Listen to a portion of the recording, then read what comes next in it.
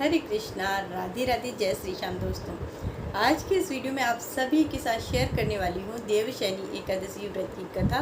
तो चलिए 2 मिनट भगवान का ध्यान करेंगे, इसके बाद में कथा शुरू करेंगे। बोलो कृष्ण कन्हैया लाल की जय, लक्ष्मी नारायण भगवान की जय, श्रीमन नारायण नारायण नारायण, हरिमन नारायण नारायण नारायण, भजमन नारायण नारायण नारायण, श्रीमन नारायण नारायण नारायण। बोल लक्ष्मी नारायण भगवान की जय। आषाढ़ मास की देवशैनी एकादशी का महत्व। आषाढ़ माह के शुक्ल पक्ष की इस पद्मा एकादशी को अधिकांश व्यक्ति देवशैनी एकादशी भी कहते हैं। इस दिन से भगवान विष्णु 4 मास के लिए क्षीर सागर में शयन करते हैं। इसी के कारण इस एकादशी को हरिशयनी एकादशी भी कहा जाता है। पुराणों में यह भी कहा गया है कि इस दिन से भगवान विष्णु 4 मास तक बलि के द्वारा पाताल में रहते हैं और कार्तिक मास के शुक्ल पक्ष की एकादशी को अपने लोक में वापस लौटते हैं। इन 4 महीनों में भगवान विष्णु के क्षीर सागर में शयन अथवा पाताल में निवास करने के कारण ही विवाह आदि कोई भी शुभ कार्य नहीं किए जाते हैं। युधिष्ठिर ने पूछा, भगवान आषाढ़ माह के शुक्ल पक्ष की कौन सी एकादशी है? इसका नाम और विधि क्या है, यह बतलाइए। भगवान श्री कृष्ण बोले, राजन, आषाढ़ माह के शुक्ल पक्ष की एकादशी का नाम शयनी एकादशी है। मैं उसका वर्णन करता हूँ। वह महान, पुण्यदायी, स्वर्ग और मोक्ष प्रदान करने वाली, सभी पापों को हरने वाली उत्तम एकादशी है। इसके व्रत के करने से भगवान विष्णु प्रसन्न होते हैं। और मैं यहाँ एक पौराणिक कथा कहता हूँ, ध्यान से सुनो। सूर्यवंशी मानधाता नाम का एक राजा था। एक समय उस राजा के राज्य में 3 वर्ष तक जल न बरसा, जिससे उसके राज्य में अकाल पड़ गया और प्रजा अन्न के कमी के कारण अत्यंत दुखी रहने लगी। एक दिन प्रजा राजा के पास आकर प्रार्थना करने लगी कि हे राजन, समस्त विश्व की सृष्टि का मुख्य कारण वर्षा है। इसी वर्षा के अभाव से राज्य में अकाल पड़ गया है और अकाल से प्रजा मर रही है। हे राजन, आप कोई ऐसा उपाय बतलाइए जिससे हम लोगों के दुख दूर हो सकें। इस पर राजा मानधाता बोले कि आप लोग ठीक कह रहे हैं। वर्षा से ही अन्न उत्पन्न होता है और वर्षा न होने के कारण भी आप लोग बहुत ज़्यादा दुखी हैं। राजा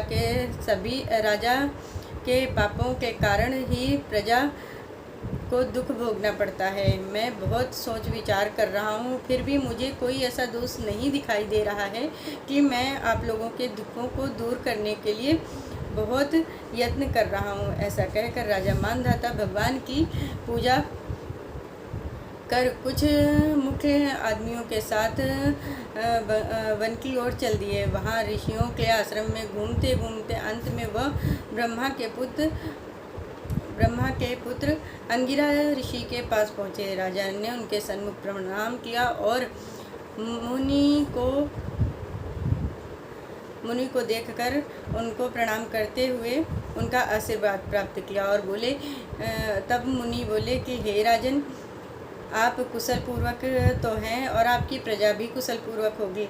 अब आप इस स्थान पर कैसे आए हैं, सो बतलाइए। राजा बोले कि हे महर्षि, मेरे राज्य में 3 वर्ष से वर्षा नहीं हो रही, जिसके कारण अकाल पड़ गया है और प्रजा महान दुख भोग रही है। प्रजा के कष्टों को दूर करने के लिए कोई उपाय बतलाइए। इस पर ऋषि बोले कि हे राजन, यह सतयुग सब युगों में श्रेष्ठ है। इसमें धर्म के चारों चरण सम्मिलित हैं, अर्थात इस युग में धर्म की सबसे अधिक उन्नति है। इस युग में ब्राह्मणों का तपस्या करना और वेद पढ़ना ही मुख्य अधिकार है, परंतु आपके राज्य में एक शूद्र इस युग में भी तपस्या कर रहा है। इस दोष के कारण आपके राज्य में कोई वर्षा नहीं हो रही है। यदि आप प्रजा का भला चाहते हैं तो शूद्र को मरवा दीजिए। इस पर राजा बोले, हे मुनि श्रेष्ठ, मैं उस निरपराध तपस्या करने वाले शूद्र को नहीं मार सकता हूँ। आप इस दोष को दूर करने का कोई अन्य उपाय बतलाइए। तब ऋषि बोले, हे राजन, अगर तुम ऐसा चाहते हो तो आषाढ़ के महीने में शुक्ल पक्ष की पद्मा एकादशी का विधि पूर्वक व्रत करो और इस व्रत के प्रभाव से तुम्हारे राज्य में वर्षा होगी और प्रजा सुखी रहेगी, क्योंकि इस एकादशी का व्रत सब सिद्धियों को देने वाला है, उपद्रवों को शांत करने वाला है। इस एकादशी का व्रत तुम प्रजा, सेवक और मंत्रियों सहित करो। मुनियों के वचन को सुनकर राजा अपने नगर को वापस आए और विधि पूर्वक पद्मा एकादशी का व्रत किया। उस व्रत के प्रभाव से राज्य में वर्षा हुई और मनुष्यों को सुख पहुंचा। इसलिए यह एकादशी सबको करनी चाहिए। यह एकादशी इस लोक में और परलोक में मुक्ति देने वाली है।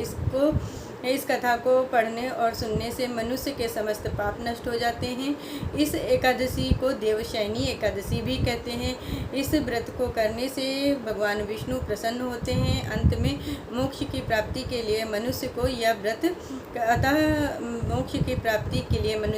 व्रत जरूर करना चाहिए। चतुर्मास्य व्रत भी इसी एकादशी से शुरू किया जाता है।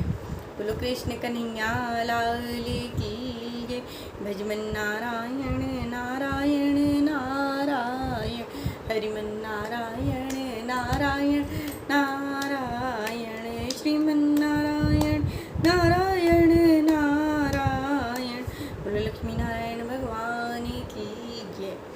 मैंने आज आप सभी लोगों को योगिनी एकादशी व्रत की कथा सुनाई है। इस वीडियो को ज़्यादा से ज़्यादा शेयर करिए। जो लोग चैनल पर नए हैं सो प्लीज़ चैनल को सब्सक्राइब जरूर करें। मिलती हूँ आप सभी से नेक्स्ट वीडियो में।